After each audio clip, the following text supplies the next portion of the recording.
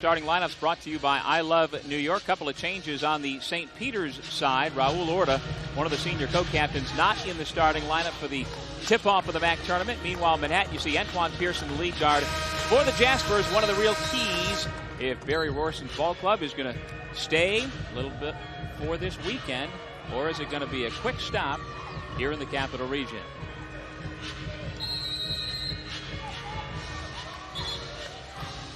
There you see Jim Haney, William Bush, Ray Perrone, the three officials for our first round game of the 2008 MAAC tournament. We are underway, and the Jaspers attacking the glass immediately. Chris Smith, no. The tip, no. And there is Todd Sowell with a defensive rebound. Missed opportunity. Jaspers able to leak out. Chris Smith, terrific athlete, just unable to finish. Ryan Bacon, who missed a good chunk of the season with a knee injury, in the starting lineup, and they do immediately go into Sowell, and he immediately scores. Well, they didn't forget about him in the first possession, pounding the ball inside. Again, he carves such great space inside, and if he gets it that deep in the paint, you're in trouble. Sowell is 6'7", 250 pounds, a senior who is winding down his college career at St. Peter's. And he's got a huge strength advantage inside against Joe LaCour. Lawrence Joe LaCour now with the basketball, and you can see the impenetrable wall that is Todd Sowell. Two block shots, and so much for that strategy. Oh, Joe LaCour's got to step him away from the basket, utilize his quickness instead, trying to pound it inside. He's not going to go through Todd Sowell. This time Sowell goes through the defender, Joe LaCour, and picks up the offensive foul. Here's a look at our coaching matchup brought to you by Anaconda Sports in the Rock. John Dunn in year number 2 as the mentor of the Peacocks. And Barry Rorson is the man he is matching wits with. We'll show you him in a moment. Devin Austin hits the three. Now pick and pop, and Austin, even though he plays the 4, he's a guy that's very comfortable out on the perimeter. Not going to pound it inside, bang with you in the post, but he certainly can take you out on the perimeter. Deep three-point shot by Wesley Jenkins, one of the best freshmen in the conference. His first attempt is off the mark. And the Jaspers in their home white uniforms as the number 8 seed here in the MAAC tournament with the basketball. Pass goes off the hands of Austin and out of bounds. And Barry Rorson, the head coach in year number 2 as well for the Jaspers, led them to an 11-18 overall record. But they have lost 3 ball games in a row coming into postseason. St. Peter's has lost 4 in a row, so somebody's going to snap their slide, and somebody's going to advance to take on the top seed Siena tomorrow in the quarterfinals at 4:30. Austin picks the ball away from Jenkins. Here comes Smith to the basket, but he missed the runner. The putback is good by the freshman out of Millstone, New Jersey. Now Smith missed a couple of layups. The first one on the first possession, but that time stayed with it long enough to get the putback.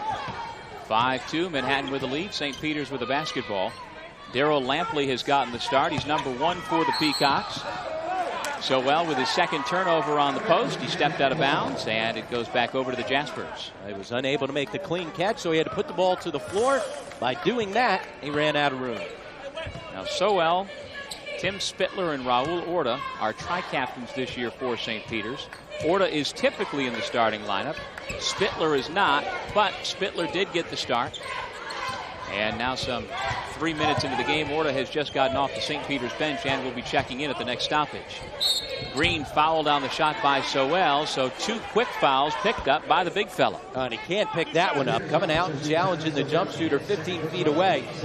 You've got to save those fouls to bang people in the post. That could be a big factor here early on for St. Peter's. And so at the line, Rashad Green, a 6'4 freshman from North Babylon, New York. That's on Long Island. 3-time winner of the MAAC Rookie of the Year award. Got off to a great start this season. Each of those awards came back in December.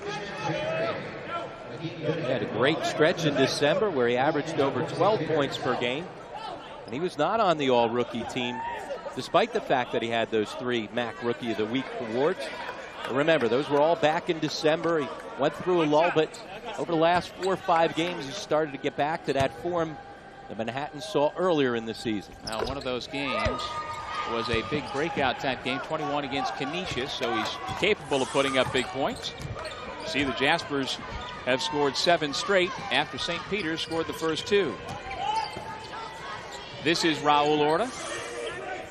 And now with Sowell on the bench, St. Peter's will be much more perimeter oriented. Hakeem Gooding had it knocked away, but able to retain possession. Shot clock down to 15. Orta, who is more of a spot-up 3-point shooter, misfires on the turnaround. Now solid defense by Pearson to close out and force him to put the ball to the floor. Ish Traore is also checked into the game for St. Peter's. Austin misfires, and Lampley, the smallest man on the floor, dribbles out from the foul line. A little bit short. Gooding crashing the glass. Makes some space, but misses badly. Joe LaCour just stood his ground. And out of the scrum comes Devin Austin.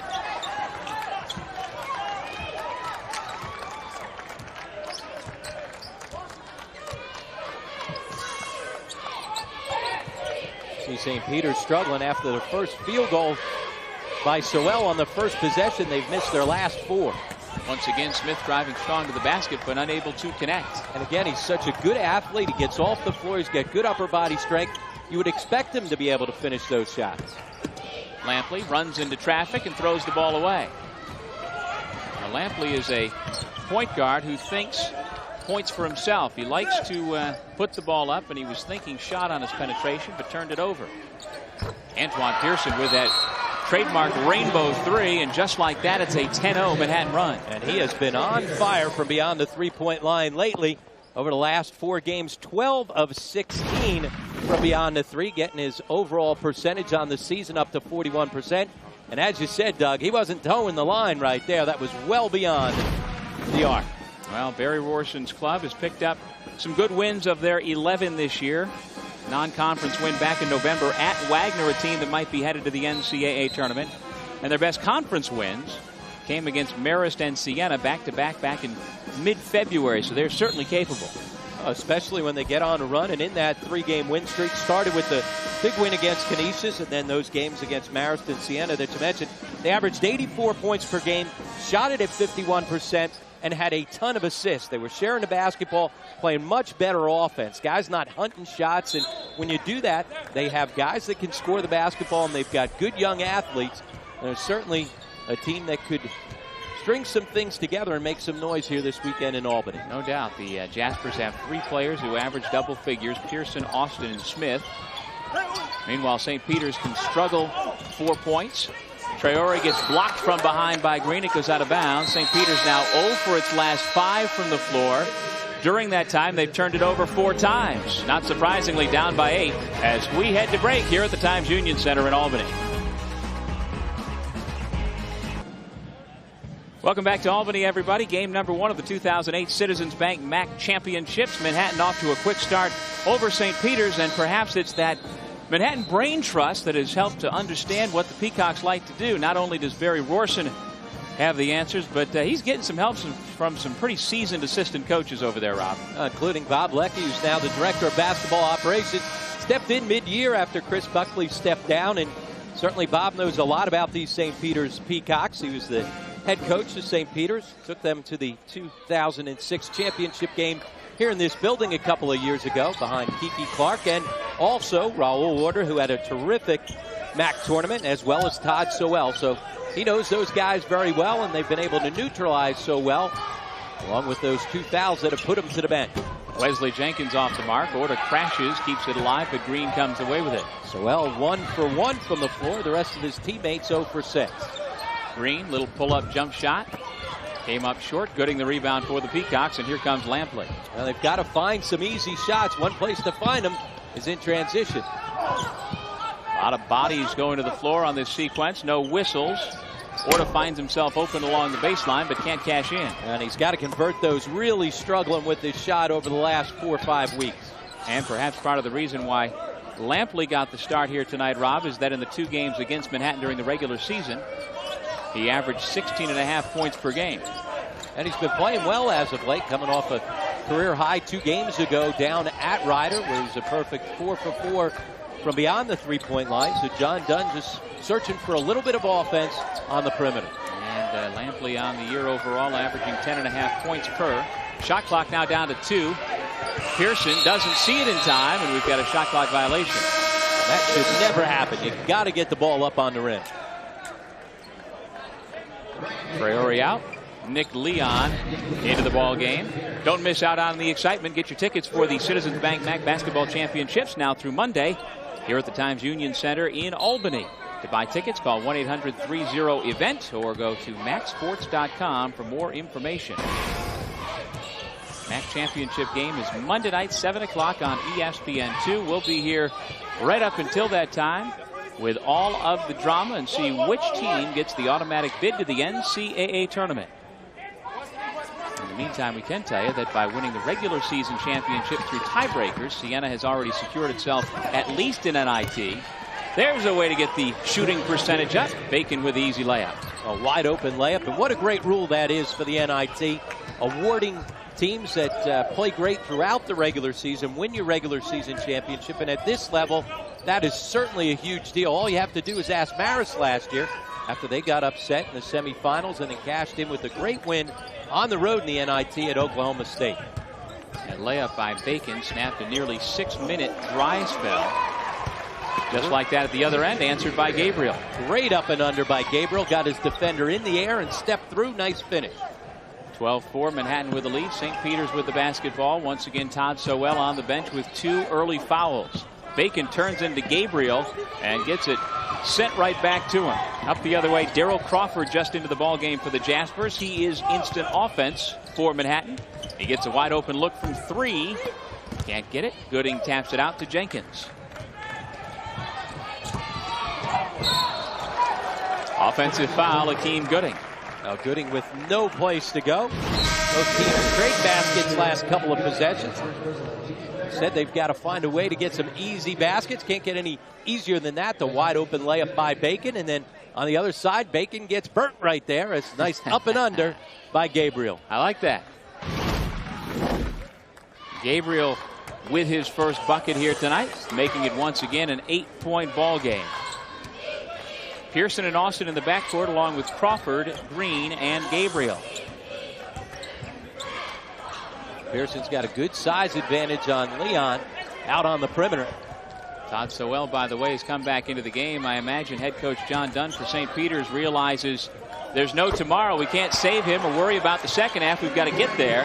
In the meantime, the Jaspers keep knocking down shots. Devin Austin, the junior out of White Plains, now has 6. And a tough 3 right there. As you see, the 3 ball's been very effective for Manhattan. 3 out of 4, including 2 by their 4-man Austin. Foul on Gabriel, trying to keep Sowell from turning to the baseline. And that takes us to our next official timeout. We'll take a break from the Times Union Center in Albany. So far, all Manhattan.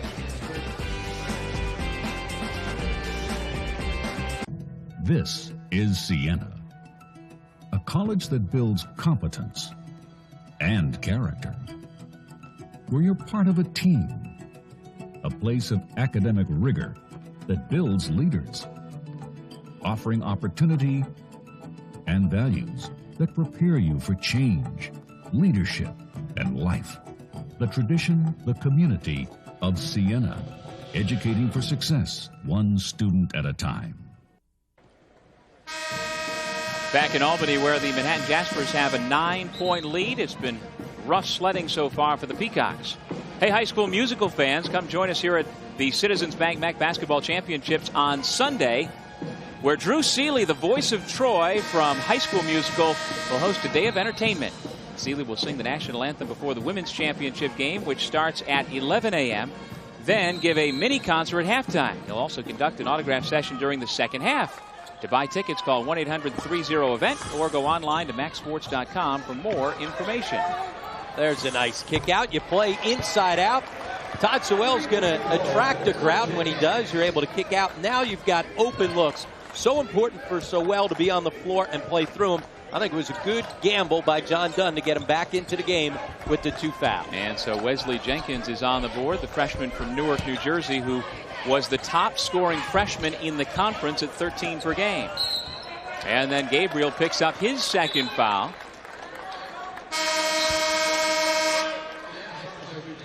Well, tough to battle inside against Todd Sowell. He's so big. He takes up so much space. Right here, he knows he's got the 2 fouls, hands straight up, making sure that he doesn't reach down, and just his size inside makes it difficult for Gabriel to score over top of him. And rather than Gabriel getting that foul, it's Daryl Crawford, so Gabriel has just the 1. Nice drive inside along the baseline, and Akeem Gooding on the board now, and a quick timeout called by Manhattan. And again, you see what Todd Sewell does for their offense. He didn't score either of the last 2 possessions, but he allowed his teammates to get open looks. 1 on the kick out. That time, everybody's got to worry about where he is in the post, and it opens up a driving lane. See, Todd Sewell, you're forced to guard him up top, and now all of a sudden, ball on the baseline. Good move by Leon to get into the lane and dump it off to Gooding for the finish. Nick Leon, a redshirt freshman who has been starting, but coming off the bench here tonight. 5'11" guard out of Brooklyn, went to Lincoln High School, and you can see off the dribble he can make things happen. He certainly can make things happen. Did in their win against Manhattan when he had a career-high 20 points, but he at times can giveth and taketh away. In that game alone, he scored 20, but had 7 turnovers. He's not a natural point guard and has certainly developed into that this year. Now, one of the most telling statistics for St. Peter's, if your starting point guard has more turnovers than assists in a season, that's not a good sign. That's always difficult. St. Peter's in the zone defense now, in part to try and protect Sewell with those 2 fouls. Crawford getting himself an open lane against the zone, right down the middle for the flush. Patrick Booley has come into the game for Manhattan for the first time here tonight. 10:35 left in the first half of round number 1, game number 1. Here's Leon from the right corner, and he hits, and just like that, everybody for St. Peter's getting into the act. 5 different Peacocks have scored. And you got to guard him from beyond the 3-point line. 38% on the season. St. Peter's starting to get into the act from deep. Here's Gabriel on the post. Sewell giving him some space with those 2 fouls. That's just terrific post defense, holding your ground. Austin finds a seam along the baseline and breaks that zone. And that's where you break it. You get that open spot on the short corner. Austin very efficient here tonight.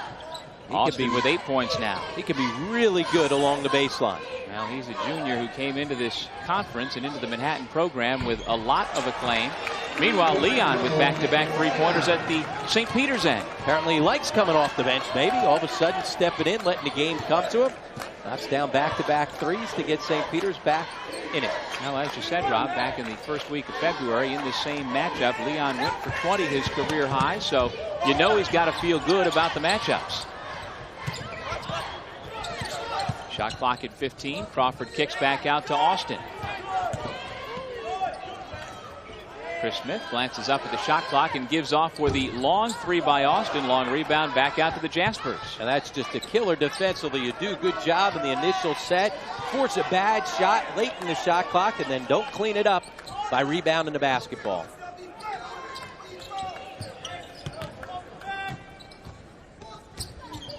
Crawford uses the screen. Orta fights through it.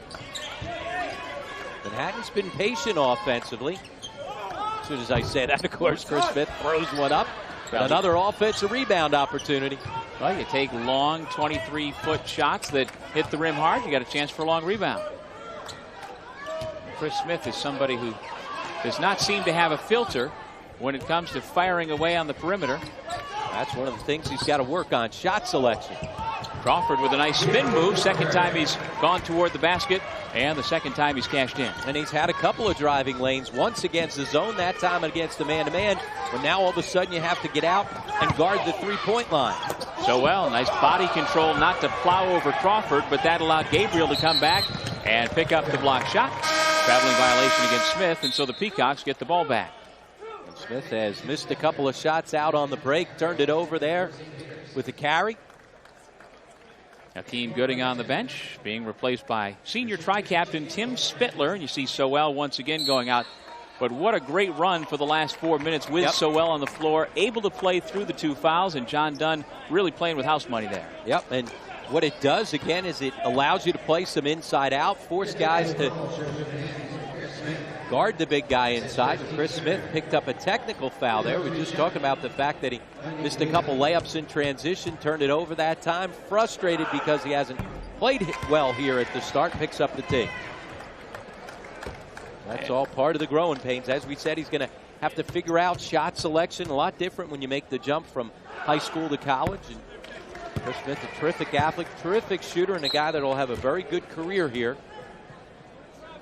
Now you can see from New Jersey out of St. Benedict's Prep. He originally committed to Seton Hall and then wound up beginning his college career at Manhattan College with the spring semester. Actually started playing and joined the team late December once the fall semester was done. And as you say, he has a tremendous upside. And that's always so difficult coming in the middle of the year, especially when they didn't practice with the team up till that point. Orta misfires. Here comes Crawford, who has had the hot hand lately. Pearson, Booley, and Crawford around the perimeter for the Jaspers. Green and Gabriel along the baseline. Crawford finds a seam on the right side. Can't get the roll. Gabriel's tip no, and there's Tim Spittler with a rebound. Well, the Jaspers had been able to get after it on the offensive glass. Nearly had another tip in. St. Peter's down 4. Leon, terrific look, and the flush. Well, Leon has come in. Not only is he making shots, but terrific feed right there for the easy dunk. St. Peter's, after a slow start, got themselves right back into the ball game because they're finally starting to make some field goals. Now that Ryan Bacon is much more healthy, battled the knee injury, battled the concussion, he's a huge weapon for St. Peter's along the front line at 6'8" and a real good athlete. Especially with Sowell on the bench, he's a guy that can at least score it in the paint. Green, spot up 3, catches nothing except the hardwood on the baseline. 6:59 to go first half. St. Peter's back in the ball game. They've got a big spark off the bench from Nick Leon, setting up teammates. Bacon with the finish. It's a 2-point game.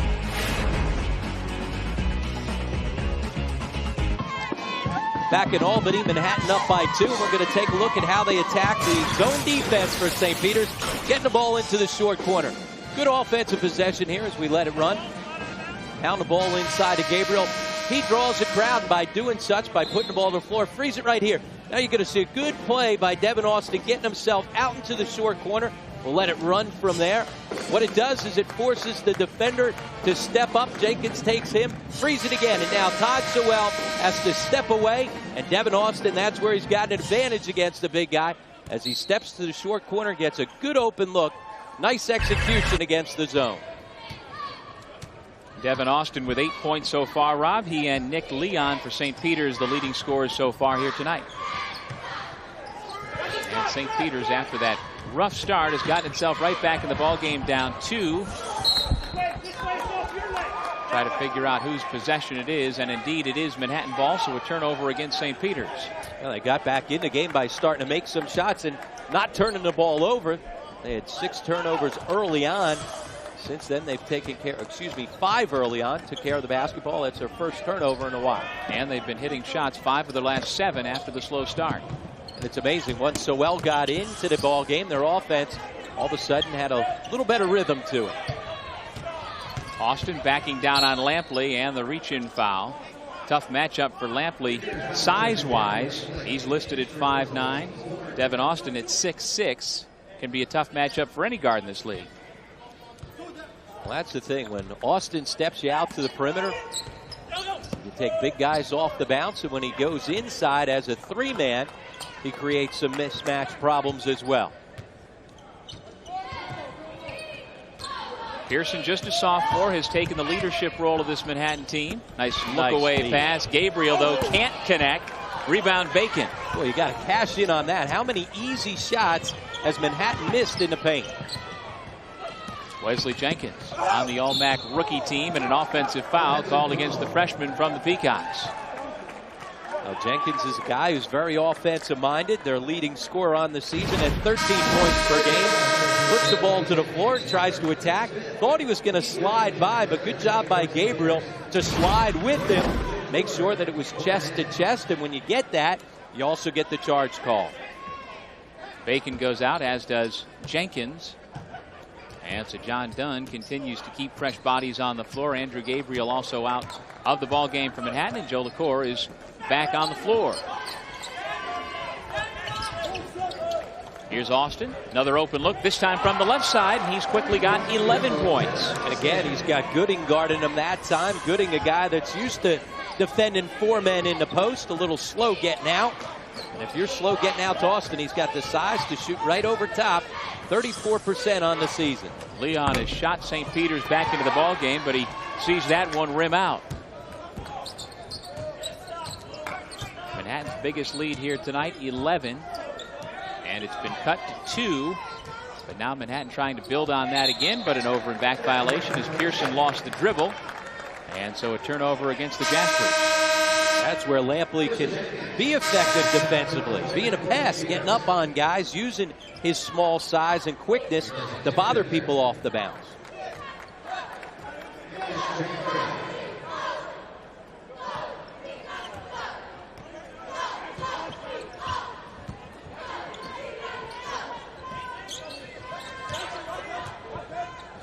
Todd Sowell back in the ball game for St. Peter's. So again, John Dunn rolling the dice with his money man on the floor despite 2 early fouls. He's got to be careful not to pick one up here, trying to fight for position inside. Ball deflected toward the baseline. Saved nicely to Sowell. Count the basket and a chance for a 3-point play. Well, John Dunn's come up aces a couple of times by putting the big guy back into the ball game. Even when he doesn't score the basketball, he draws the crowd inside. There's his strength, just able to fight through, especially against Joe LaCour. Joe LaCour, the 6'9" redshirt freshman, needs to spend some time this offseason in the weight room. He's very skilled and can play out on the perimeter, but a tough matchup for him inside against Sowell. Oh, what a terrific career Sowell has had. He's the all-time block shot leader in St. Peter's history, number 2 all-time in school history in rebounds, and a 1,000-point scorer.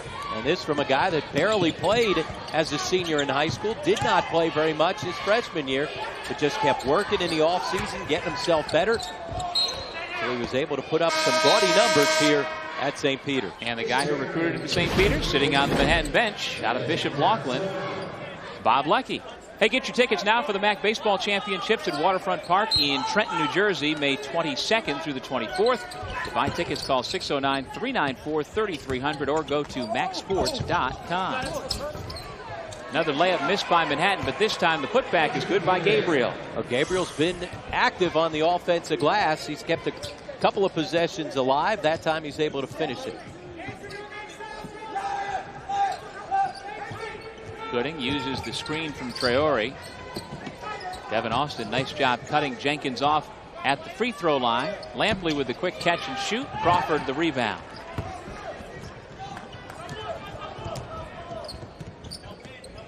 In they go to Gabriel with Sowell back out of the game. Traore working on the low post, and the Jaspers just keep chipping away from the perimeter.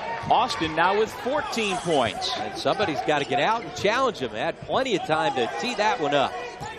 Now Austin's career high, 38 points against Ryder last year, so he is quite capable of putting up a lot of points as Jenkins answers on the other end. The winner of this ball game gets top-seeded Siena tomorrow afternoon here in Albany. The quarterfinals tomorrow, the semifinals Sunday night, and then the MAAC championship game on Monday night.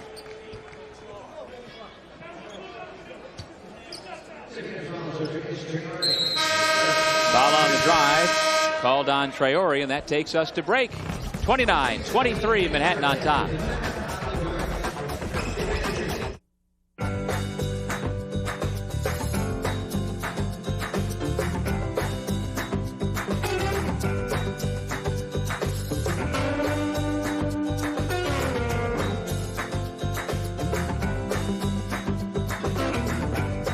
At St. Peter's College, success is a team effort. St. Peter's College, education one student at a time.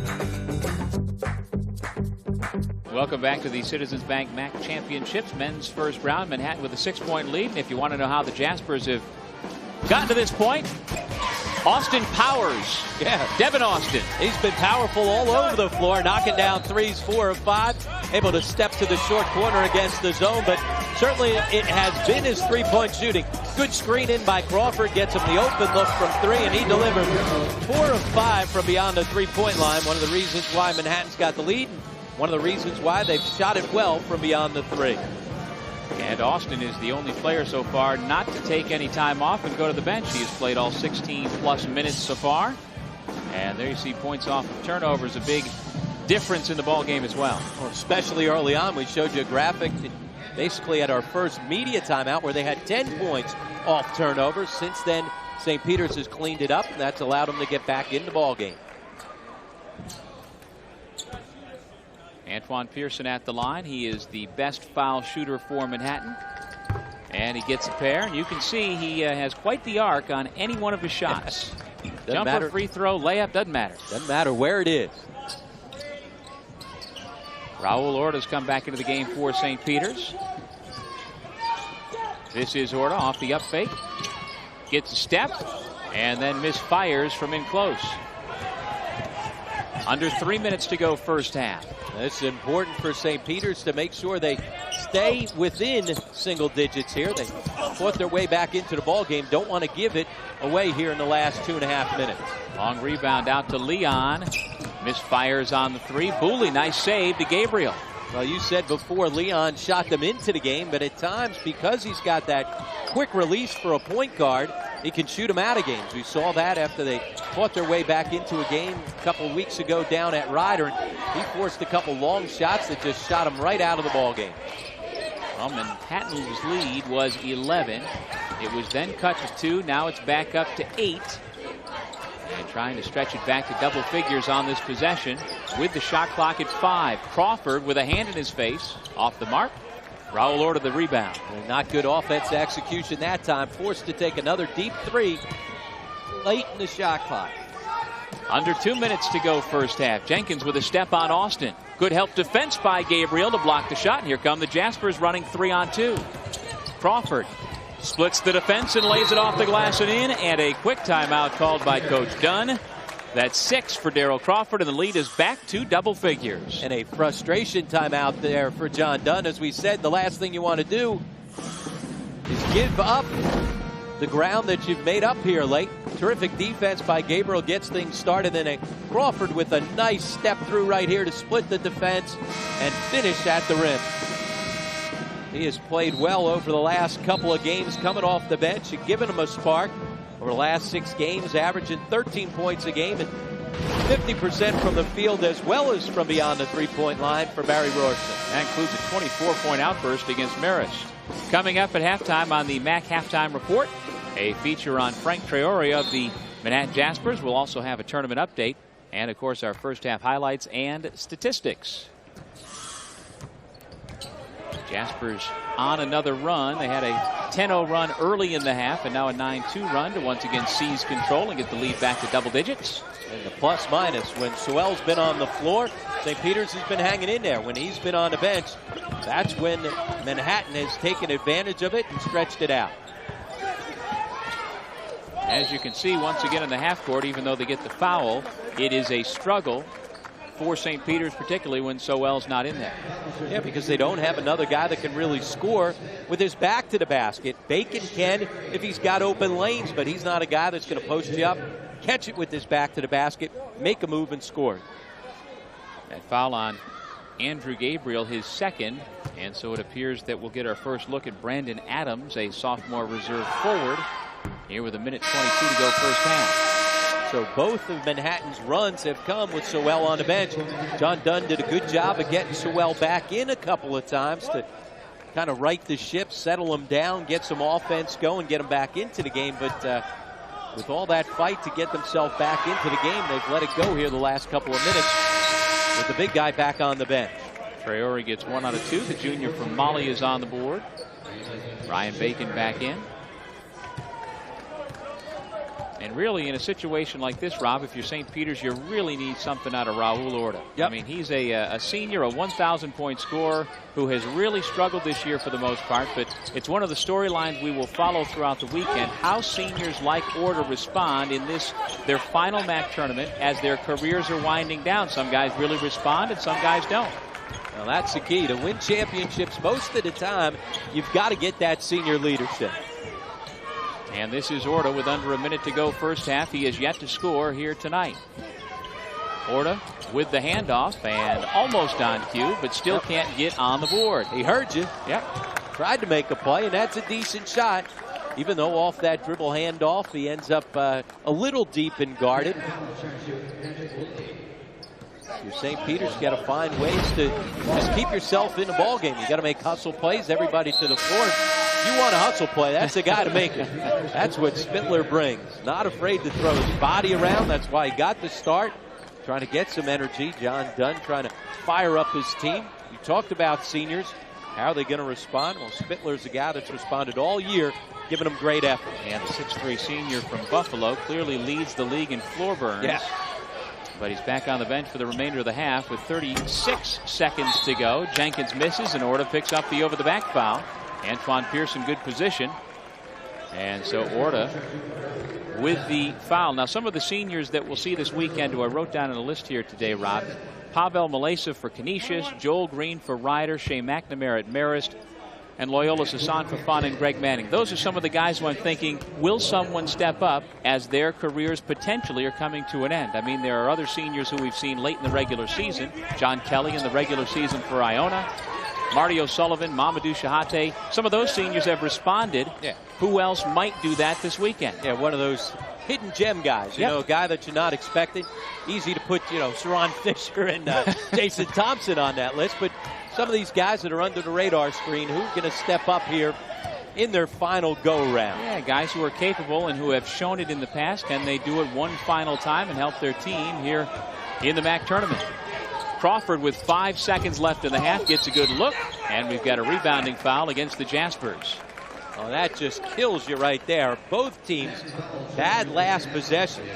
St. Peter's had an open three, doesn't convert. Orta with an over the back to put him on the other line, and then the foul right there as the clock is winding down. John Dunn's team with an opportunity to get an easy 2 here to try and cut into this lead. Now Lakeem Gooding at the line, only a 55% foul shooter. He has a 1-and-1. Gooding had a terrific freshman year last year, but he has taken a big step back this season. Scoring average nearly has been cut in half. Orta with 1 second to go over his head, couldn't get it to go. And that's the end of the first half here in Albany. Half number 1 of game number 1, dominated by that man, Devin Austin, 14 points, lights out from the perimeter. Seemed like every time they needed a bucket, he was the guy who knocked it down. Well, it certainly provides tough matchups, and he's taken advantage of some mismatches on the perimeter. Our score at halftime, Manhattan 33, St. Peter's 24. We'll be right back with the MAAC basketball halftime report after this.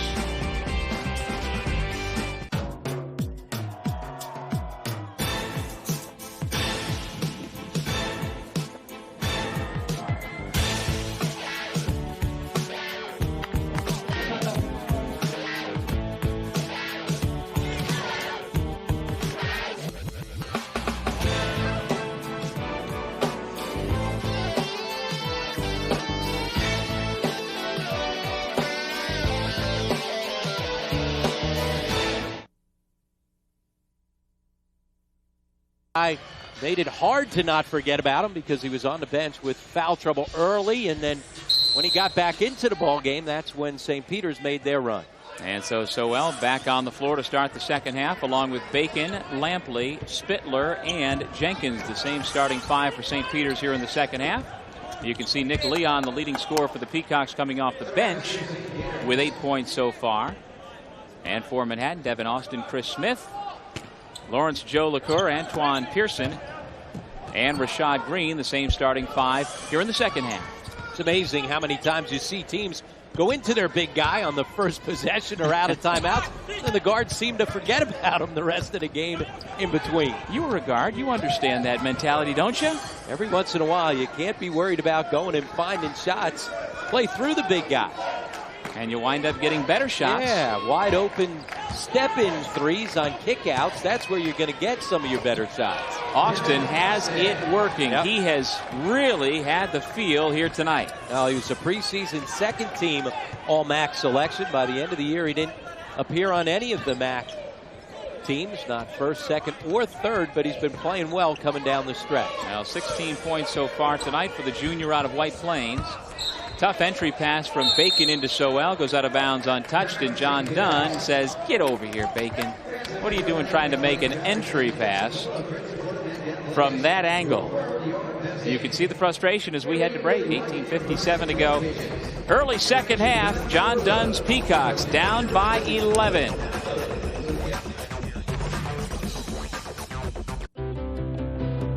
On the shores of the Hudson River and on the forefront of technology is where you'll find Marist College. For more than 60 years, Marist professors, students, and alumni have been making an impact beyond the classroom, shaping the future and respecting the past. Through our partnerships, internships, and initiatives with some of the nation's leading companies, Marist College prepares students for a full and successful life filled with opportunity. And it all begins here at Marist College. Manhattan with an 11-point lead early second half over St. Peter's. Round one of the MAAC tournament. And high school musical fans, come join us here at the Citizens Bank MAAC Basketball Championships Sunday in Albany, where Drew Seeley, the voice of Troy from High School Musical, will host a day of entertainment. Seeley's going to sing the national anthem before the women's title game, which will start at 11 a.m., and then give a mini concert at halftime. He's also going to conduct an autograph session during the second half. To buy tickets, call 1-800-30-EVENT or go online to maacsports.com. That's MAAC sports.com. Doug Sherman, Rob Kennedy with you here at the Times Union Center, where Manhattan has its largest lead of the night at 11. Chris Smith kicks to Devin Austin, who has had the hot hand. Saw the defense, so gave it off to Joe LaCour, but his missed shot turns into a St. Peter's break at the other end. Sowell off the feed from Leon. Well, Leon got him out on the break and then able to reward the big guy, Todd Sowell, for making the trip. And there you see, as usual for Sowell, an efficient 3 out of 4. He's got to get more than 4 shot attempts. You got to make sure they try to play through him, and he's got to stay on the floor, not pick up a silly third foul. And the Peacocks turn over the Jaspers again, and there's a missed shot by Leon, but Bacon right over top of Green for the putback. And that's how he can score in the paint. On leak outs, out on the break, getting after it on the offensive glass. He's quick to the basketball. So the freshman out of Union, New Jersey now has 6 points. Both he and Sowell with 6, Leon with 8. Devin Austin hits the 3. He's got 19. Doesn't even matter if you're going to have contact and knock him to the floor. He finished that one sitting down, but he is in a zone right now. 5 of 6 from beyond the three-point line. And that is just 1 off of his season high, Rob. He scored 20 back in November against St. Francis. Oh, nice execution right there on the pick and roll. Jenkins coming off it. Such a good score. He's going to draw attention instead of forcing it. Able to find his teammate inside. Comes curling off, puts the ball to the floor. Both defenders rush at him. Able to sneak it inside. And once again, Bacon quick off his feet in the paint. That's where he's got the advantage. Not a guy that's going to beat you up inside, back in, and take you down into the post, but uses speed and quickness to get by other bigs. And again, Bacon had a good chunk of his freshman year taken away because of an MCL sprain and then a concussion. Well, he and Chris Smith were on St. Benedict's prep school team together last year. St. Benedict's with 2 teams, high school team that finds himself number 2 in the country, also number 2 in the Hurley family is St. Anthony's, and Bob, the dad, ranked number 1 in the country, and Danny Hurley's St. Benedict's team ranked number 2 in the country. Bacon gets 1 out of 2. Hakeem Gooding out of Christ the King High School in Brooklyn into the ball game, and Bacon goes out. You see, seems to be in a little bit of discomfort as he listens to his head coach, John Dunn. We're waiting for Bacon to score a couple of more points for you to say he's sizzling. Yeah. Joe LaCour, double team. Green, nice strong move to the basket, and he lays it in. That's where he's at his best. Slash into the basket, putting the ball to the floor, and then, as you said, Doug, nice strong finish. He's got good upper body strength, especially for a freshman. Well, he's 6'4", 195, and can get himself to the basket, and showed it right there. Leon missed the big guy inside. He was open. You got to get him touches when he's that open. Now Lampley has it knocked out of bounds. Green deflected it off of Lampley's knee, and so it's Manhattan basketball. Well, we talked about the inability of the St. Peter's point guards to take care of the basketball, whether it be Nick Leon or Daryl Lampley. They are both shoot first type of guards who have been thrust into the point guard situation. And because of that, you've got 10 turnovers, and Manhattan's really converted on those turnovers. And this guy here has done most of the converting. A rare miss tonight for Devin Austin. Good closeout by Todd Sowell. The Peacocks running down 11. Lampley off the mark. Green, quick outlet. Here's Pearson, one-on-one. Goes right around Leon for the easy two. Well, he's so smooth. He's got good size for a point guard at 6'2". Doesn't overforce things. Early in the year, he's trying to make too much happen. The last couple of weeks, he has really settled down, doing a better job with his overall floor game. Pearson made third-team All-MAAC this year. There's Devin Austin with a clean steal on Jenkins, who tries to pick his pocket back. Instead, that's 21 points and a new season high for Devin Austin. The junior from White Plains makes the score 44-29 Manhattan. Well, Devin Austin having a big game, not just knocking down threes, but getting himself a couple easy opportunities in transition as well. Long miss leads to a long rebound. Good kick ahead. And here's this nice patient play. Nice little inside out by Pearson, able to get himself all the way to the rim. Couple fast break opportunities, and just like that, St. Peter's finding themselves down by 15, has to take yet another timeout. They've got one left. Don't miss out on the excitement. Get your tickets for the Citizens Bank MAAC Basketball Championships now through Monday here at the Times Union Center in Albany. To buy tickets, you can call 1-800-30-EVENT or go to MAACsports.com for more information. And good seats are still available, although once again ticket sales have been good here in Albany, as is usually the case when the MAAC tournament comes here to the Capital Region. And with Siena being the top seed, they are the home team. Their campus is just a couple of miles to the north, and they play their regular season home games here. They average over 6,000 per game during the regular season, so some big crowds expected tomorrow afternoon. Lampley, bad pass taken away by Pearson. 2-on-1, Green. Pull up from the foul line. Nice controlled break. Gets his own miss and goes to the right hand for two more. And even though that turnover doesn't turn into two quick points, it allows him to get on the break. Even though you missed the shot, you've got good offensive rebounding opportunities. There's the entry pass to Sowell, and Joe LaCour is whistled for the foul. That's his third as we head to break. 15:05 to go second half. We've got some separation. The Jaspers up by 17.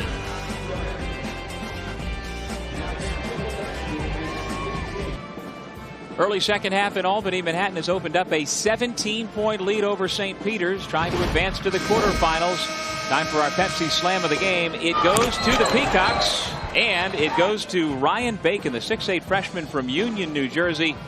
Throwing it down not once, not twice, but three times for our Pepsi Slam of the game. And Nick Leon, his fellow freshman, making that play happen by getting himself into the lane, and Bacon able to finish with authority. But St. Peter's is going to need more of that if they are going to stay alive. The whole mantra here at the MAAC tournament, survive and advance. And you've got to figure out a way to get past your opponent into the next round. But at this point, St. Peter's has the number 9 seed, trailing the 8th-seeded Jaspers by 17. Wesley Jenkins' pass to Sowell finally gathered, and the left-handed layup. Well, they've got to figure out a way to get him more shot attempts. 4 or 5 from the field. Again, obviously, some of those shot attempts limited in the first half because of foul trouble, but they've not put the ball in his hands enough here in the second half. And that can be said an awful lot this season. And especially against this Manhattan front line that's not real thick and physical. We've seen other teams be able to exploit that in the post, including last time out against Iona, when the bigs from Iona absolutely dominated in the paint. Yeah, all 4 Iona big players were terrific. St. Peter's does not have that kind of depth along the front line, but they do have, as we've mentioned, Todd Sowell. A 6'7", 250-pound senior out of Brooklyn, averaging 12.4 points, 10.6 rebounds. That's second best in the league this year, behind Jason Thompson. And he has been the lone bright spot inside here tonight for the Peacocks. And when you look at the bigs for Manhattan, Devin Austin, a guy who's much more comfortable on the perimeter, really a three-man, a little bit of a tweener playing a four, and then Joe LaCour, again, a guy with good size, but not a guy that's going to body up in the paint. So certainly Todd Sewell should be able to get a touch just about every possession if his guards would pass the ball every once in a while and not shoot the ball so much. Well, we assume everybody should be able to make an entry pass as Smith puts it up and in, but it's not necessarily that easy, right, Rob? No, but it is one of the lost arts of basketball, being able to put the ball into the post. And the thing is, if you got him more touches, you get more open looks. That time Jenkins able to shoot over top of Austin. Well, Jenkins certainly could heat up. He went for 26 earlier this year against Rutgers, and he was 6 for 7 from beyond the arc in that ball game. Also scored 27 in the bracket buster game against Boston University. Yeah, 9-3. Wow. So he's a guy that can shoot it. A guy who's really played well over the last 1/3 of the season. He's been really consistent coming down the stretch. A lot of times you see freshmen hit a wall. He's gone through that wall. Well, no question, Jenkins is the future for this St. Peter's program. Orta still trying to find the range, missing badly. And you can just see right now he has no confidence and just not shooting the ball very well at all.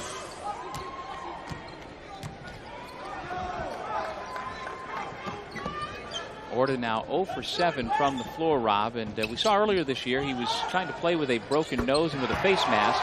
And I think his shot has suffered throughout. Meanwhile, Devin Austin just keeps knocking it down. That's 24 points. And really for the 3rd straight year, Devin Austin has stepped up in the MAAC tournament as a freshman. In their one and done against St. Peter's, he scored 12. Then last year as a sophomore against Siena, Austin scored 19, going 4 for 8 from beyond the arc. So he has played well here again tonight in the tournament. And Joe LaCour with the tip dunk, and it is all Manhattan. All Manhattan right now. Barry Rorson's team doing it at both ends of the floor. Smith again finding some contact. No contact against Joe LaCour. That's where Todd Sewell's got to put a body on him. If he does, nothing's going to happen. Instead, no box out, and Joe LaCour with a tip dunk. And so now St. Peter's has used all of its timeouts with 12:35 remaining in the second half. But again, we have seen John Dunn stuck, not only with his team struggling against Manhattan, but with the first half foul trouble, having to burn timeouts much quicker than he wants. But there is no tomorrow if you're not able to cut into this lead and make a game of it. No, that's the thing. Those timeouts don't carry over to next season. Nope. So you might as well use them now. Try and figure out a way to stop the bleeding. Also got to figure out a way to go guard out on the perimeter against Devin Austin. He has just simply had his way. 24 points for Devin Austin. He has also gone for 38 in February of 07 at Ryder, the most points for a Jasper since Luis Flores scored 44 points. And Flores, we remember, went on to become a second-round NBA draft pick and played in the league.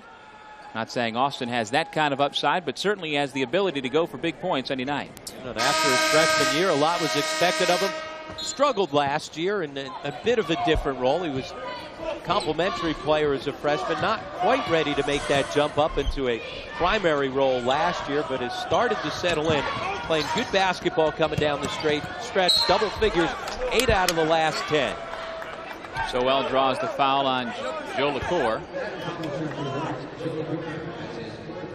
Personal foul number 4 on Joe LaCour. Not saying we're at this point yet, Rob, but with 12.5 to go and a big lead, if you're Barry Rorson, do you start thinking about resting some of your frontline guys? Because you would have to play again tomorrow at 4:30 in the afternoon. Not quite yet. They've had a problem at times finishing off games. They've let a couple big leads slip away.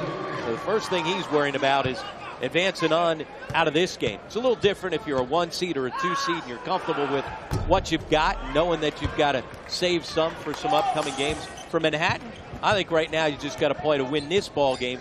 Worry about tomorrow. 53-35, Manhattan with the 18-point lead and with possession. Darrell Crawford into the game for the first time here in the second half. Out there with Smith, Pearson, Austin, and this is Andrew Gabriel, who lost it on the spin.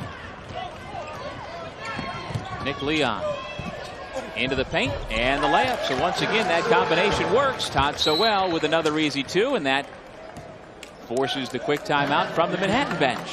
It works so well at times, you got to ask yourself why they don't go to it more often.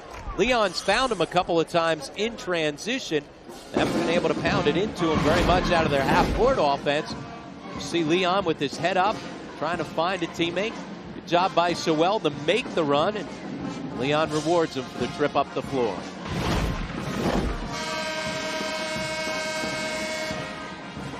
You can get your tickets now for the MAAC Baseball Championships. They'll be played at Waterfront Park in Trenton, New Jersey, May 22nd, 23rd, and the 24th. To buy tickets, call 609-394-3300 or go to MAACsports.com for more information. And it is baseball season, college baseball well underway, although the MAAC teams are heading south to get their games in at this point, but it'll be thawing out in no time.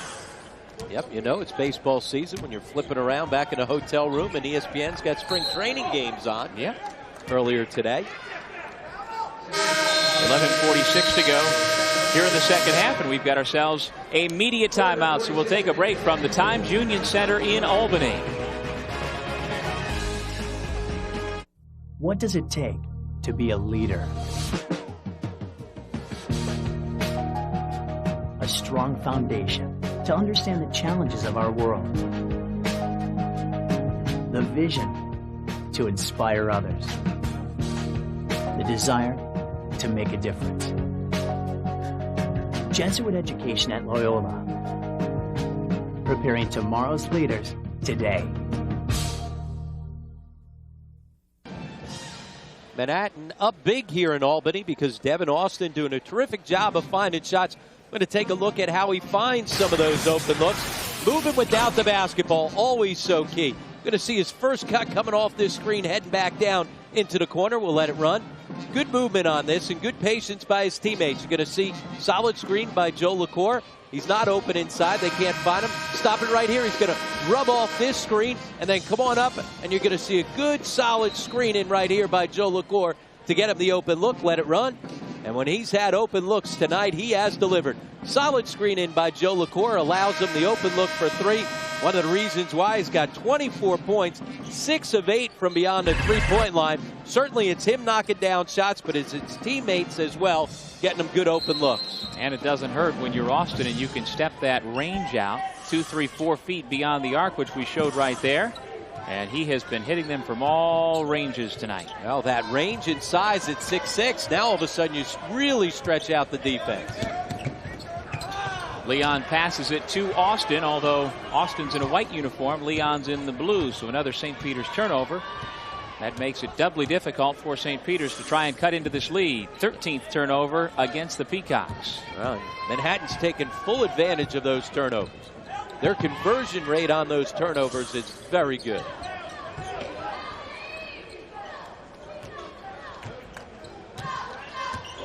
Shot clock down to 10.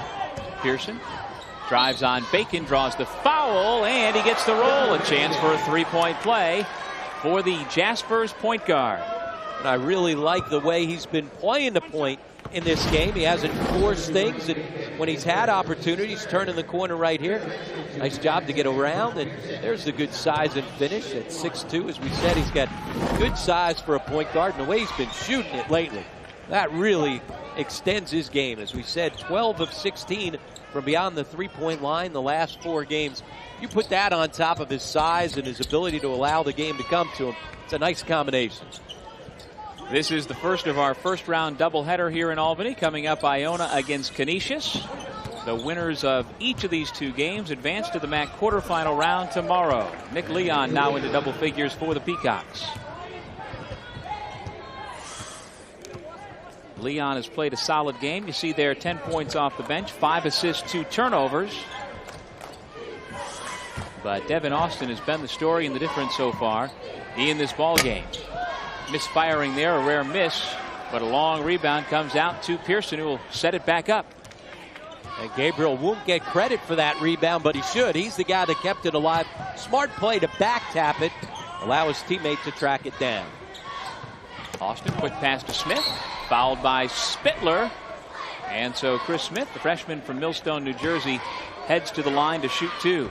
And he comes open once again on good execution on that scissor cut. With his size, you know, he can really stretch out defense. Talk about range. Chris Smith has unlimited range. And with his ability to stretch out defenses and with that upper body strength, as he learns to play without the basketball and get himself some good opportunities in the post, he should be able to convert at this level. And if Chris Smith looks a little familiar to you, if you're an NBA fan, you might be familiar with his older brother, J.R. Smith, the guard for the Denver Nuggets. A couple of free throws for kid brother Chris, and he heads to the bench, replaced by Patrick Booley. Smith sits down with 6 points. And Manhattan comfortably on top. St. Peter's only led once here tonight at 2-0. Todd Sowell scored the first field goal of the ball game, but since that time it's been pretty much all Manhattan. Three-pointer by Jenkins, who is starting to find the range here in the second half. He's now into double figures as well. And when you execute, you get good open looks. Solid screen in again to get the open look from beyond the 3. Now, St. Peter's does have options when their offense is working. 4 different players average double figures, but they have not been able to get much working here tonight. Pearson short on the pull-up. And the putback by Devin Austin, showing he can score from inside of 20 feet. And he's got to do more of that. He should be a very good rebounder in this league. Nice efficient 10 of 15 for Austin. But he should rebound the basketball more with his 6'6" frame and his athletic ability. Yet he averages under 4 rebounds per game. That's something he's going to have to work on this offseason. Crawford picks up his second personal foul against Sowell, who is a load underneath. Well, he's the guy that's going to find contact, pull in a china closet when he catches it in the paint. The all-time leading block shot man in St. Peter's hoops history. Number 2 rebounder in school history behind only Pete O'Day.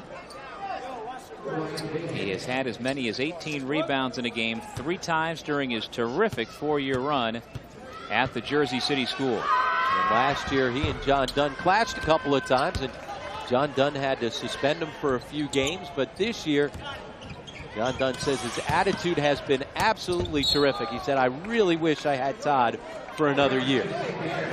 Sowell with 12 points and only 2 rebounds so far tonight. That's a great example sometimes of just settling in and saying, hey, all of a sudden I'm going to change my attitude, not worry about things, keep playing. And he's done that here in his senior season. Manhattan wants to use a timeout as Wesley Jenkins hits another shot. He's now got 13 points. 9:02 remaining. It's a 14-point Manhattan lead. Devin Austin with 26 points, a new season high. And we take a look at how he's done it. And he's done it every which way imaginable. Nice curl off that screen. Defenders trailing him. Takes him into the lane. He certainly has done it from beyond the 3-point line. You saw the frustration of John Dunn. He's done it with his defense as well. Put the ball to the floor. Nearly allowed Jenkins to catch up with him, but instead uses his size at 6'6" to be able to finish out on the break. Rob saw an interesting tidbit in the Manhattan game notes. The Jaspers have the fewest miles traveled of any NCAA team this year, and I find that interesting. Typically, you wind up having at least 1 or 2 long trips, but they have stayed in the greater metropolitan area for the most part. And of course, the MAAC, other than down to Baltimore, is a pretty tightly compact league, so the Jaspers have not gone too far. No surprise that Hawaii has logged the most miles in the NCAA. Yeah. Pretty much everything is a long flight from the islands. The WAC's got some of those tough travel things as well. Even if you're on the mainland, you're racking up tons of miles traveling throughout the WAC. But tack on the trip from Hawaii to just get to the mainland, and certainly that's not surprising. Although I'm guessing there aren't many opponents who complain about that road trip out to Hawaii. 60-46, Darrell Crawford and the Jaspers on top by 14, trying to advance to tomorrow afternoon's 4:30 quarterfinal against number 1 seed Siena. Jenkins to the left hand. He gets his own miss back to the right hand. That one was blocked by the Jaspers. It goes out of bounds, and St. Peter's keeps possession.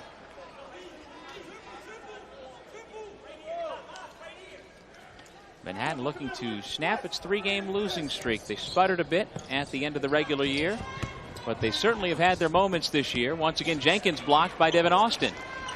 So 0 for 3 on that possession for Jenkins, all 3 going to the basket. You got to be careful. You can't force things. You've got yourself back into the ball game, trailing by 14. You need to get good shots. Crawford, nice kick pass out to Antoine Pearson, but he missed the 3. Crawford then deflected it out of bounds. And the Peacocks will have it when we come back to the Times Union Center in Albany. Manhattan with a 14-point lead over St. Peter's.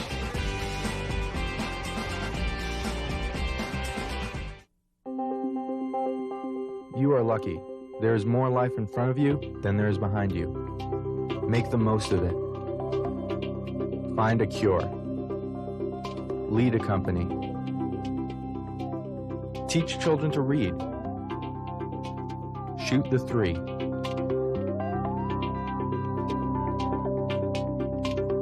Matter. Iona College. Earn a degree that matters.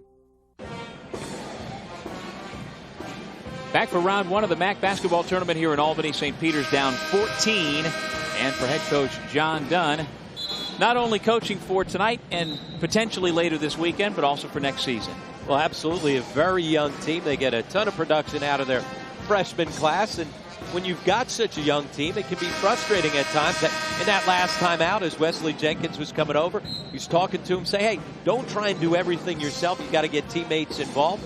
It's a talented freshman class that just about all of them have showed flashes throughout the year, but like most freshmen, they've been inconsistent, and certainly that's something that has frustrated John Dunn all season long. Jenkins and Sowell both have 13 points to share leadership for St. Peter's tonight. Jump shot good by Akeem Gooding. That's a 2. And he gets a wide open look. Why? Because the defense is sitting on top of Todd Sowell. So, again, that won't show up in his stat sheet as Todd Sowell scoring the basketball, but his mere presence inside in the paint helps out his teammates. That'll be one of the biggest challenges for John Dunn, trying to figure out who's going to be able to score next year in the post. Pearson crosses over Spittler. Kicks to Crawford, who had an open look but pulls it back out. Now 10 to shoot. So though Pearson 2 feet on the ground, under control, not forcing it. Then a tough shot by Crawford. He gets his own miss back, puts up an air ball. Shot clock down to 1 as the Jaspers finally lay it in. And Gabriel's been active on the offensive glass. He's been able to clean a couple up. He's also been able to keep a couple alive by getting his hands on the basketball. Sowell double team, passes out of it. Back in they go to the big fella, and he gets the roll.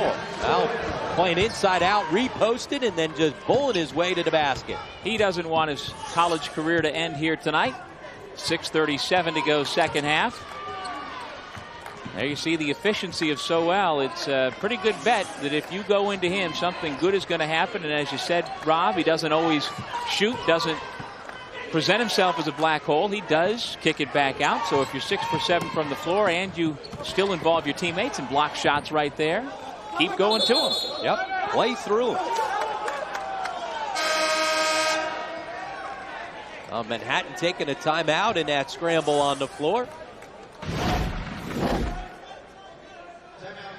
Good hands by Leon to come up with it, and then everybody goes to the floor.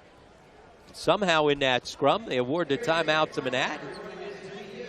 And Patrick Cooley stood up and called timeout, and they gave it to him. They must have determined that the Jaspers had possession. Here's Sowell once again. Again, 6 out of 7 from the floor, and he is a high percentage man when he gets that close. You can see why. 3 white jerseys are hanging all around him. That time on the repost. Remember, he put the ball in the low post, didn't force it, kicked it out to a teammate. Reposted, and the second time he shaped up, he was just going to power his way right to the bucket. Limited to just 2 rebounds, but certainly he's been a offensive force on the other end. 15 points, and even more importantly than that, just carving space and having a presence in the paint. Up above the rim for the putback is Daryl Crawford. But that's where they need Sowell to rebound the basketball. John Dunn was not happy. He thought there was an over the back. Didn't look like it from here because it didn't look like a solid block out. See the frustration on John Dunn's face as he picks up the technical foul. John Dunn was an assistant under Lewis Orr at Seton Hall, also at Siena. And he was actually hired at Siena College as an assistant by Paul Hewitt, who is now at Georgia Tech. And this is Coach Dunn's first shot at being a head coach, year number 2 at the end of the bench for St. Peter's. Pearson's got that arc. The ball nearly goes out of our shot there. Frustration for John Dunn, his team trying to get themselves back into the ball game, but they didn't finish it off by rebounding the basketball. That's where Todd Sowell has not been as big as he usually is. Remember, second in the conference in rebounding at 10.6 per game. How about the Manhattan defenders daring Gooding to shoot, and he has knocked down consecutive 18-pointers from near the head of the key. Also, I should mention that Coach Dunn was once an assistant at Manhattan College back in 98-99. We talked about Bob Leckie having been the head coach at St. Peter's, now an assistant at Manhattan. It also goes both ways. Antoine Pearson with the dribble, 10 seconds to shoot. Foul with 6 on the shot clock. Wesley Jenkins with his 3rd personal foul. And that's the very last thing you want to do if you're St. Peter's. Defend and forcing the shot clock down. Pearson trying to beat you off the bounce. The last thing you're going to do is reach in and allow the officials to make that call. Crawford again, right to the rack, and he lays it in. As we said, he's at his best when he's moving, slashing, getting himself to the rim. 10 points now for Crawford. He averages 8.3 per game as the instant offense guy for the Jaspers. Patrick Booley now at the point, along with Austin, Pearson, Crawford, and Andrew Gabriel. Under 5 minutes left in regulation. Austin being closely guarded by Akeem Gooding. Now Crawford being chased by Orta. About time they crowded up on Austin. Pearson gets a step on the defense. Gabriel blocked from behind by Jenkins. And you got to keep Jenkins on your back. Gabriel with much bigger size. Got to convert that. Yeah. Terrific feed from Pearson. Absolutely. And as opposed to going straight to the basket, he went straight up and allowed the defender from the backside to get a nice block shot. Sowell with a left-handed putback. Got to use your backside like Sowell did there to hit the defender on your back. Sowell now with 17 points. And a foul in the backcourt against Raul Orta. 3rd foul on Orta. Still scoreless here tonight. Well, he said one of our keys for Manhattan was to limit the second shot opportunities for St. Peter's. They've done that. They've completely turned it around as they've dominated the offensive glass. Give Gabriel credit. He has been all over the offensive board. Good look at Barry Rorson, trying to advance to the MAAC quarterfinals. Manhattan has been one and done in each of the last 2 MAAC tournaments, so trying to reverse that trend here tonight. They played well, though, last year in the quarterfinals. Lost a heartbreaker against Siena. And Siena turned around in their semifinal win and knocked off the top-seeded Red Foxes of Marist. And prior to that, Manhattan was the team in the MAAC with the aforementioned Luis Flores when Bobby Gonzalez was the coach. They won 3 MAAC regular season titles, went to the NCAAs a couple of times, also went to a pair of NITs.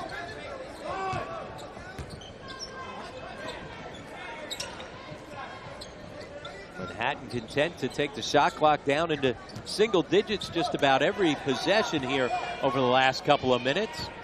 And even with that, they've been able to get good shots. Sometimes when teams take the air out of the ball, they get stagnant and wind up having forced shots. But once again, Crawford off the dribble, able to get around Orta, get himself into the paint, draw the foul with the shot clock down. We'll take a break. 3:32 left in regulation. The Jaspers up by 16. Fairfield University is among the nation's top-ranked Jesuit universities and a valuable resource to the region, graduating students who are well prepared to make meaningful and lasting contributions to the greater community. Students of all ages choose Fairfield University for its convenient location, flexible schedules, and its dynamic learning environment anchored in the time-honored values of a Jesuit education. Discover the treasure that is Fairfield University. What are you looking for in a college? Cutting-edge academic programs, a faculty that's second to none, great recreational opportunities and residence halls? How about a college that will provide you with the education you need to become a leader in your profession and in your community? If that's what you're looking for in a college, you'll find it at Canisius. To learn more about Canisius College, call 1-800-843-1517 or visit us on the web at canisius.edu. Canisius College, where leaders are made. Manhattan led by 9 at halftime. They stretched it out to 16, and there you see in the stands the Niagara Purple Eagles, who are in town and ready for tomorrow's quarterfinal action. The Purple Eagles come into the MAAC tournament as the number 3 seed at 19-9 overall, 12-6 in conference play. And they sport, although we didn't see him there, the nation's leading scorer in Sharon Fisher. So you'll want to check your local listings. We will have that ball game for you tomorrow. We'll have all 4 quarterfinals here on the MAAC Television Network. We are just underway here in game number 1 as it winds down. We've got Canisius and Iona coming up on the back end of our opening round doubleheader a little bit later on tonight. And tomorrow really shapes up with some terrific matchups. The 4-5 game, you've got Fairfield going against Loyola. Those 2 teams split. You mentioned Niagara, they're taking on Marist. Those 2 teams split.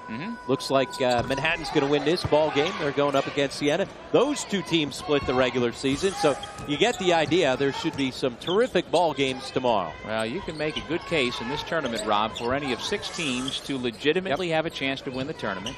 Wouldn't surprise you if the 6th seed Marist, that now that the Red Foxes have their lead scorer and Louis McCroskey back, could string together 3 victories here this weekend. So the quarterfinal round tomorrow and the semis on Sunday, either way, should be dynamite. And in a couple of these lower seeds happen to match up pretty good against some of those top seeds, including this Manhattan team. They've got the athleticism to be able to hang with Siena. Last time these 2 teams met in Riverdale, it was Manhattan that was able to get the win. 1-point win, part of that 3-game win streak. Then when you look at the 2-7 game, if that ends up playing out true to form, if Iona's able to win in our game coming up next, they certainly gave Ryder all they could handle in the regular season in both their meetings. Even though they lost both those games, had an opportunity to win both those games inside of the last 2 minutes. And we take a look at our Sirius satellite radio brackets, and certainly you would think that if Ryder does wind up facing Iona, that is about the worst matchup in that quarterfinal round that the Bronx and Jason Thompson could ask for. Absolutely. You and I had their regular season game at the Bronx Zoo, and Ryan Thompson had to go the length of the floor in under 5 seconds to get a shot at the buzzer to force overtime. And Bronx very fortunate to come up with a win there. And in the game in New Rochelle, basically same thing. Came down to the last 1 minute of play. The Bronx were able to win both games against Iona, but there was a struggle both times. Clearly Canisius, though, hoping to punch its own ticket into the quarterfinal round. We'll see if the Griffs or the Gales win the nightcap here this evening. 20 points now for Todd Sowell to lead St. Peter's, but he had foul trouble early in the ball game, cut into his minutes, and it certainly seemed to hinder the offensive continuity in that first half when the Peacocks fell behind by 9. No question about that. When he was on the bench, that's when Manhattan made their 2 first-half runs that got them the separation, and then the fine shooting of Devin Austin all game long has been able to keep that separation. Ishmaela Traore, Malik Faracho, and Ryan Bacon have come off the St. Peter's bench. At the next stoppage, they will get in. So John Dunn making sure some of his reserves get into the ball game here at the MAAC tournament before they hop back on their bus and head back to Jersey City. And a couple more offensive rebounds. That's been another big story for Manhattan. 17 offensive rebounds here tonight. That's good energy on the offensive glass. Under 1.5 minutes remaining first half. Crawford content to dribble clock away. 10 seconds to shoot. Please tell me second half, not first half. Did I say first half? That's all right. Oh my goodness. Second half of our first game. Spittler gets it back out.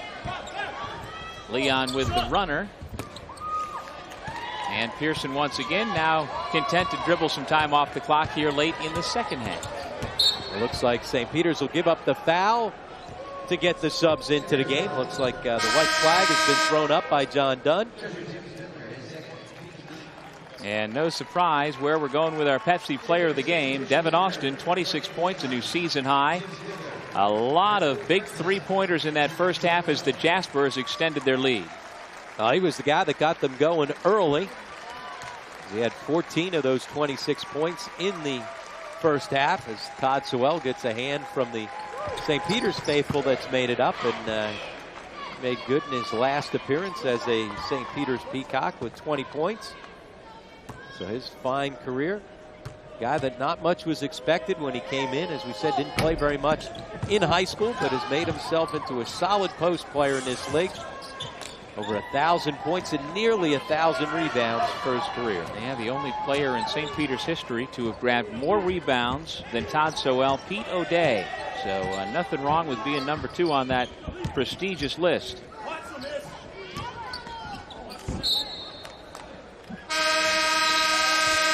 And now the Jaspers will dig deeper into their bench. Victor Jackson and Nick Walsh come in for the first time. Booley and Pearson go out.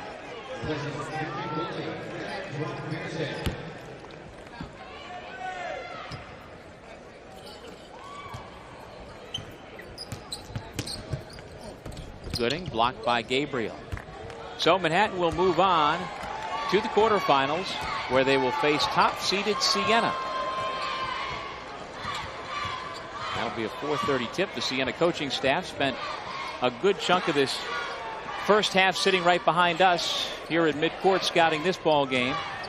And they should be good and ready for their scout tomorrow. Jackson with the steal as time winds down. St. Peter's gets the tip in at the buzzer, and that's a ball game. But the season comes to a close for the Peacocks. 73-59 your final score. Barry Rorson's Manhattan Jaspers move on to the quarterfinals, winning a MAAC tournament game for the first time in 3 years. Devin Austin, our Pepsi player of the game, with 26 points. Antoine Pearson chipped in with 15. And off the bench, Darrell Crawford, the sophomore out of Harlem, with a dozen. So Manhattan improves its record to 12-18. They snap the 3-game losing streak, and there is more life and more season to go for Manhattan. And what that will be is taking on the, quote, home team. Even though Siena does not host the tournament officially, the MAAC is the host. It clearly will be a pro-Siena building. The Saints average about 6,500 fans per game, and you can expect at least that many tomorrow afternoon for the Jaspers, who have survived and advanced. Rob Kennedy standing by with the winning coach and our player of the game. Rob?